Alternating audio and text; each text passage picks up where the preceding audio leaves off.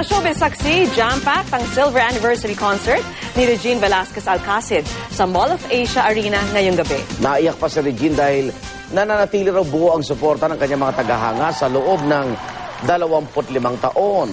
Kahit balat, nakipag-duet pa ang Asia Songbird sa kanyang impersonator na si Anton Diva.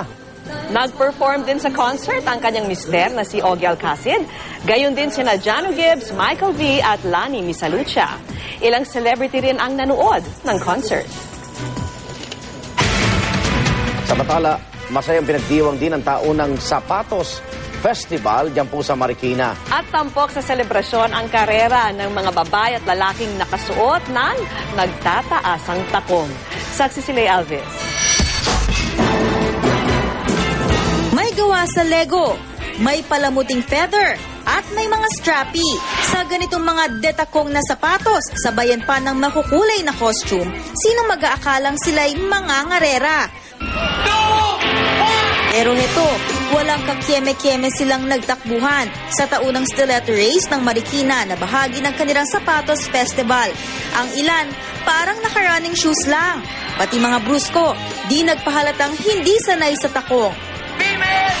Pero eba man o adan, marami nang iika-ika na wala pa man sa kalahati ng 500-meter racetrack. Sa huli, nagwagi sa karera sina Janet Lumidaw at Gerald De Asis na kapwa tumanggap ng 10,000 pisong premyo. Nervous po, tapos sobrang hirap kasi sakit-sakit po talaga sa paa. Tapos lalo pong nakaka-tense yung mga sigaw ng tao. Kaya nanginginig na nga po yung tuhod ko kanina pero dahil sa mga sigaw po ng tao kahit paano nawawala. Ano pong pakiramdam ng tumakbo ng nakatako? Nakakapagod na, nakaka-excite na itakbo na first time kasi na tinakbo na kaganito. So, masakit. Kanya-kanya namang paliwanag ang mga syulelat. First time ko lang mag-heels sa tumakbo at lalo naka-gown pa ako, naka-wedding gown. Parang hinahabol ko lang yung groom ko. Pero at least, enjoy. Hindi po kasi ako sanay magtakong eh. Masakit po sa binti eh.